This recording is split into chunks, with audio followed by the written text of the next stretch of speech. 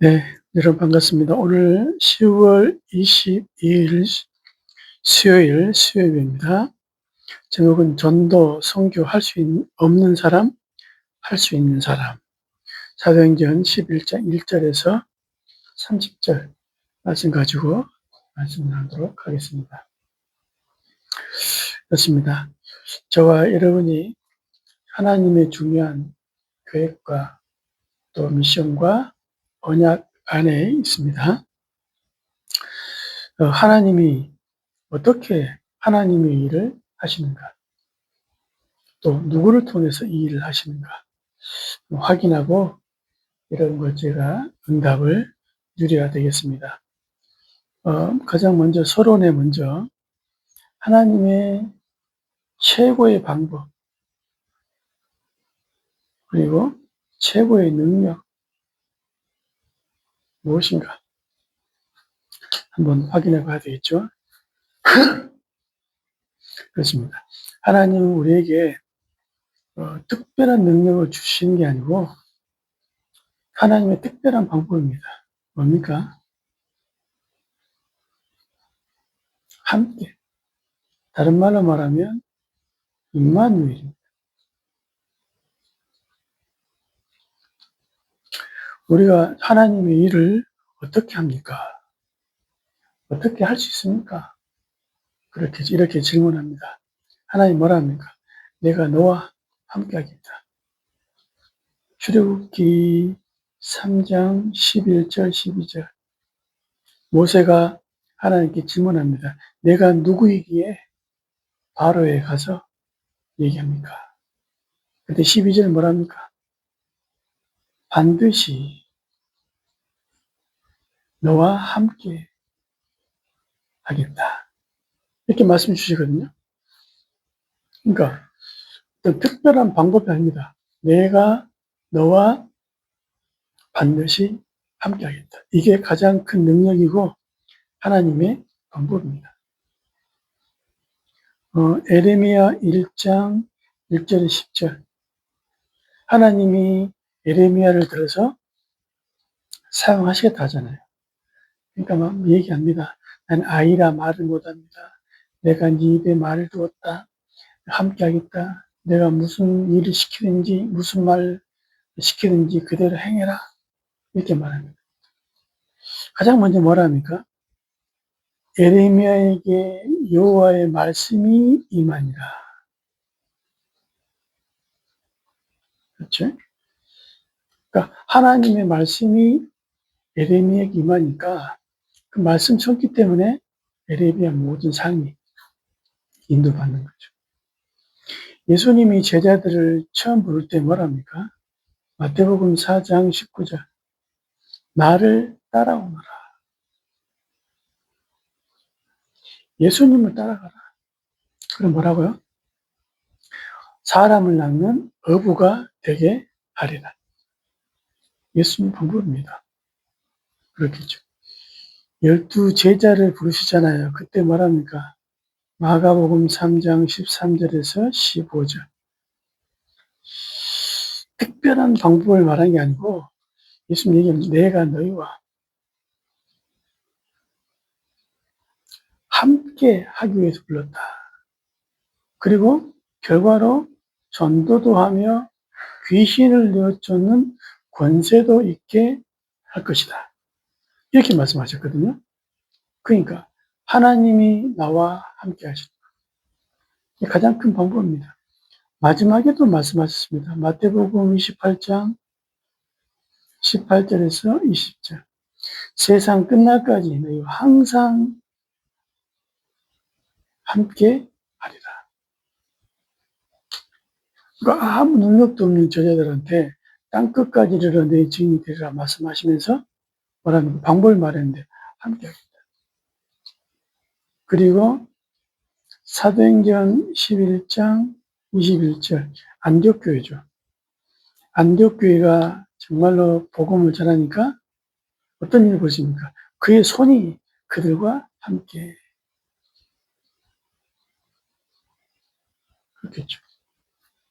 하나님이 그들과 함께 하나님이 여러분과 함께 한다면 어떤 일이 벌어지겠습니까? 하나님 여러분 하시는 일에 함께 한다면 어떻게, 무슨 일이 벌어지겠습니까? 가장 큰, 그러면은 함께라고 했는데, 구체적으로 무엇입니까? 무엇으로 함께합니까? 무엇으로 함께합니까? 이게 이제 우리가 실제로 누려야 될 겁니다. 어떻게 함께합니까? 가장 먼저는 성령으로 함께하죠. 그렇겠죠.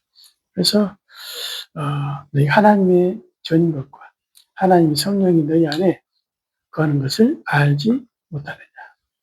누구나 구원받은 자에게 성령이 함께합니다.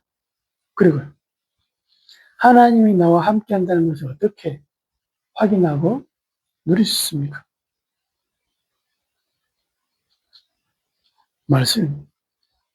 말씀이 내 안에, 소위 말하면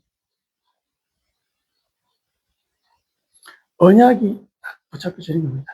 아미떼의 아들 요나에게 여호와의 말씀이 임하니라 이르시되, 예레미야에게 말씀이 임합니다. 그걸로 끝납니다. 이 사람은 이방인과 임금들과 이스라엘 자손에게 전하기 위해서 택한 나의 그릇이다. 바울이죠. 끝나는 겁니다. 말씀으로 함께하는 겁니다. 또 뭐요? 기도로 함께합니다. 즉, 기도할 때 사도행전 1장 8절이죠. 성령 충만. 그렇겠죠? 그래서 우리는 기도를 누리는 겁니다. 또요, 하나님 나라를 기다리는 겁니다. 응답 왔을 때 도전하는 겁니다. 그러니까 사람 살리기 위해서, 전도하기 위해서 우리가 하나님과 함께하는 축복을 실제로 내가 누리고 현장의 사람들이 나와 함께 하심을 보며, 그러니까 요셉과 함께 하시는 하나님을 보디발이 보고 간수장이 보고 왕이 봤다잖아요. 여호와 신의 이만큼 충만한 사람을 어떻게 얻으리요? 바로 왕이 했던 요셉을 보고 한 신앙 고백입니다. 그렇겠죠. 그러니까 여호와께서 함께 하시는 이 비밀, 임마누엘, 이겁니다. 그래서 저와 여러분들이 뭡니까?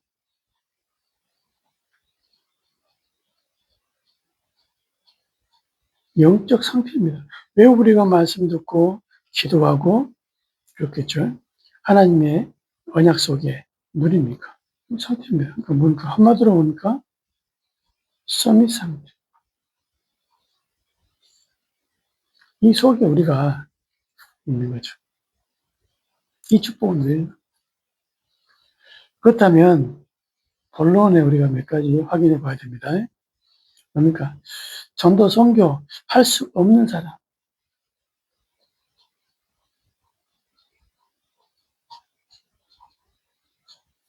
사도행전 11장 1절에서 18절에 아주 중요한 내용이 나왔죠. 무슨 내용입니까? 사도행전 10장에 하나님이 고넬료와 베드로를 만나게 하십니다. 그래서 이방인 고넬료가 복음을 받게 되는 거죠. 예수 믿게 된 겁니다. 그러니까 그 소식을 11장에 보니까 듣게 되는 거죠. 그러니까 어떤 표현이 나오자면 할례자들이 뭐라고요? 비난을 하는 겁니다. 즉, 이 사람들은 지금 초대교회 마가다락방 교회 사람들 아닙니까? 이 사람들 가운데 소위 말하면 뭐 영향력이 없는 사람 아니겠죠. 소위 말하는 중직자, 좀 힘이 있는 사람, 말빨인 사람, 이런 사람들이 뭐라 말하겠죠. 지금도 마찬가지 아닙니까? 지금도 뭐 서리 집사님이 말한다고 해서 교회에 뭐 큰 뭐 영향이 갑니까? 중직자, 장로, 권사, 이 사람들이 몇 마디 하니까 분위기가 싹 바뀌는 거 아닙니까? 그렇겠죠. 할례자들이 비난합니다. 뭐라고 비난합니까? 왜 무할례자 집에 들어가서 식사했느냐? 그러니까 할례자라는 단어, 무할례자라는 단어를 썼습니다. 왜 할례자가 무할례자하고 식사를 하느냐? 이 얘기입니다. 그러니까 완전히 하나님의 포인트가 맞는 거죠. 아, 하나님이 사도행 1장 8절 말씀처럼 이방인에게도 전도의 문을 여셨구나. 그렇겠죠. 아무리 우리가 소위 말하면 다락방 안에 있든 없든 간에 이 축복 누리면 응답받습니다. 그러나 진짜 중요한 축복은 뭡니까? 바뀌지 않는 사람은 못 누리는 거죠.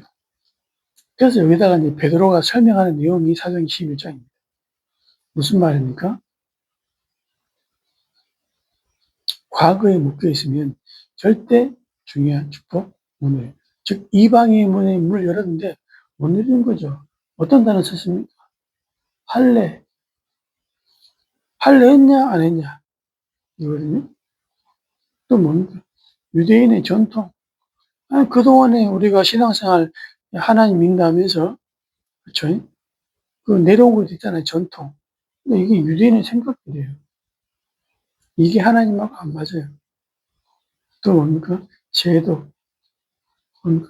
쉐마, 탈무드, 포라 이래가지고 613가지 해야 될 것, 하지 말아야 될 것 구분했습니다. 이것만 잘 지키면 되는 겁니다. 이것만 바르게 하면 되는 거예요. 그러니까 얼마나 생각이 그 안에 있겠습니까? 또 심지어는 풍속, 그렇겠죠? 또 어쩔 수 없습니다. 여론. 지금도 뭐 전략적으로 사회적으로 여론을 형성하잖아요. 분위기 많이 패러다임을 바꿉니다. 그렇죠? 여러 가지 방법을 쓰는 거죠. 왜? 그것은 이제 대중들을 움직이는 전술 중에 하나거든요. 이것처럼 교회 안의 여론, 분위기, 그렇지. 분위기.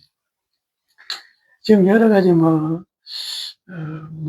이런 말 저런 말, 또 다락방에도 이런 말 좋은 말, 그런 것들이 다들 뭐 없던 것도 아닐 수 있기도 하고 또 무시할 수 없는 내용이기도 합니다.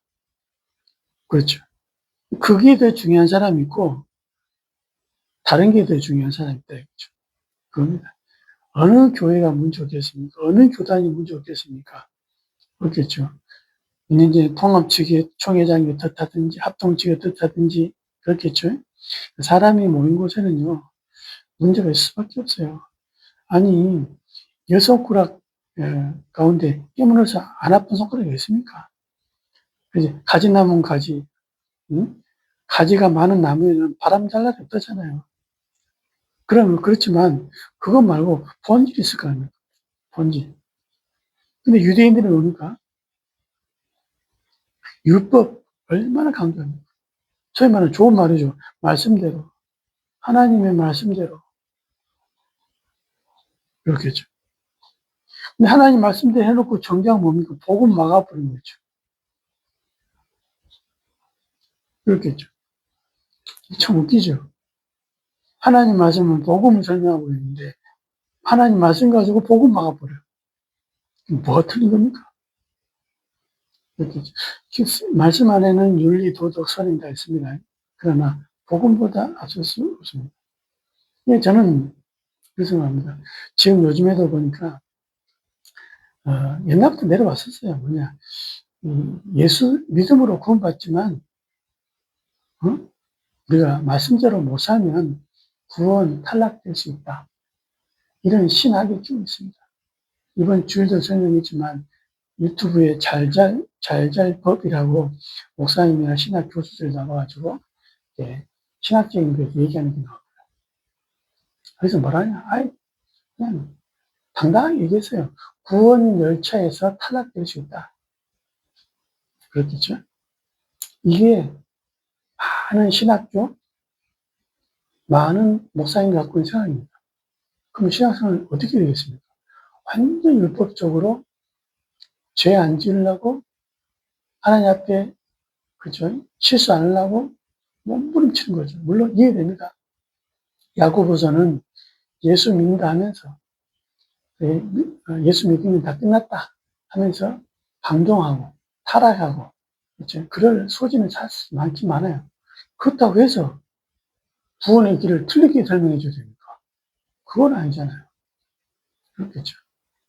근데 이런 시간표 속에 오직 복음으로만, 예수로만 구원받는다 라고 설명하는 목사님이 계시는 교회와 성도들이 있다. 저는 그 목사님들이, 저도 마찬가지지만 이런저런 실수할 수 있고 부족할 수 있고 성향이 안 맞을 수 있고 심지어는 죄 지을 수 있고, 그것보다 더 중요한 것은 복음을 제대로 설명해 줍니다. 죄 안 짓고 바르고 양심적이고 절대 검소하고 복음을 틀게 말한다. 그게 대체입니다. 저는 그렇게 생각합니다. 하나님 볼 때는 착한 사람 중요하게 생각합니다. 누굴 중요하게 생각합니다. 복음 갖고 온 사람. 아브라함이 실수하고 모세가 실수했잖아요. 뭐 율법이 이거니까 왜 흙이라고 왜 결혼하냐? 그렇죠. 미리암이 얘기했잖아요. 따졌습니다. 말씀 가지고 딱 정확하게 다 했거든요. 맞아요. 모세가 잘못했어요. 근데 하나님은 누구를 정죄하고 누구를 보호하십니까? 미리암을 정죄하고 모세를 보호합니다. 그러니까 우리가 죄지란 말, 그런 무식한 말이 아니잖아요. 그렇겠죠? 그렇다면 저와 여러분이 눈을 떠야 됩니다. 뭡니까? 정말로 중요한 응답되는 사람. 그렇죠? 그럼 두 번째 뭐겠습니까? 그럼 할 수 있는 사람이 뭡니까? 전도, 선교할 수 있는 사람. 사도행전 11장 19절에서 30절. 즉, 안디옥 교회 멤버들이거든요. 여기 어떤 단어가 나옵니까? 흩어진 자들. 그렇겠죠. 흩어진 사람들. 즉, 환란으로 인해서 안디옥까지 하나님이 이 중요한 복음을 위해서 어떻게 합니까? 환란을 일으킨 거죠. 그래서 어디까지 전합니까? 안디옥까지 가도록 만듭니다. 근데 유대인에게만 복음을 전하는 사람도 있었지만 이들 중에 뭐랍니까? 헬라인에게 복음을 전하죠. 그러니까 그 전에는 뭐 그 할례파, 무할례파 따지기를 시작했는데 환란이 일어나버리니까 흩어지면서 뭡니까? 그런 게 있습니까? 그렇죠? 그러니까 유대인에게만 안디옥까지 가서 유대인에게만 전하게 했는데 아니다 보니까 헬라인에게도, 즉 그리스 쪽이죠. 헬라인에게도 복음을 전하니까 복음 맞네? 그렇게. 그러니까 복음은 모든 인류에게 필요한 겁니다. 이 와중이 뭡니까? 핍박자 사울, 회개하고 돌아옵니다. 또 바나바가 사울을 찾으러 가는 거죠. 즉 기존의 틀 완전히 벗어난 겁니다. 그러니까 이런 눈으로 볼 때는 사울을 수용할 수 없죠. 즉 뭔가 이 헬라, 즉 안디옥교를 통해서 비로소 그리스도인이라 일컬음을 받았다. 지금 뭡니까? 그리스도 자꾸 말하니까 이 사람들 마음속 중심 속에 뭐가 있습니까? 예수가 그리스도다. 확실합니다. 이건 좀 교회 다니는 사람, 예수가 바로 그리스도다. 90년 때 몇 세입니까? 그리스도로 오신 분이 누구다? 예수다. 그리스도라는 직책이 필요한 이 그리스도를 갖고 계신 분이 누구냐? 가진 분이 누구냐? 예수다. 그런데 우리는 이 예수 그리스도를 주인으로 모시고 있죠. 그렇습니다. 그러니까 이런 중요한 눈을 뜨는 거죠. 그래서 오직 복음의 사람들, 오직 복음의 사람이 뭡니까? 전통 때문에 복음 갈등한다? 소리 말하면 복음 갈등하는 거 있잖아요. 뭐 다 뭐라 할 수 없겠습니다는 처음에 우리가 다락방을 접했을 때 어떤 반응이었습니까? 올바른 복음 깨달았다. 참 복음 깨달았다. 얼마나 감사하고 얼마나. 왜? 내 문제뿐 아니라 답답했던 목회에 대한 인생에 대한 답변을 다 얻었습니다. 이때 말하는 오직 예수, 오직 복음. 그렇겠죠. 그렇게 지내왔잖아요. 세월이 많이 흘렀습니다. 뭐 2, 30년 흘렀죠. 그러니까 어떻게 됩니까? 이제 좀, 핍박도 왔습니다. 참 이단이 아니다. 지금도 마찬가지지만 또 내부적으로 뭐 윤리적인 문제, 사실인지 아닌지 모르겠지만 여러 가지 문제, 돈 문제 이러면서 탈달아가지고 공격합니다. 뉴스에 나옵니다. 그러니까 성도들이 막 떨어집니다. 어떻게 합니까? 그때 판단 결정하잖아요. 저는 좀 아쉽더라고요. 좀 안타깝더라고요. 그렇죠? 유대인이 지금 전통 때문에 복음 갈등을 거나 율법 때문에 지금 복음 갈등 하는 거나 여러 가지 삶의 뭐 욕심 동기 때문에 복음 갈등한 거나 이익 손해 때문에 복음 선택하는데 갈등하는 거나 뭐가 다릅니까? 제가 볼 때는 이거 있잖아요.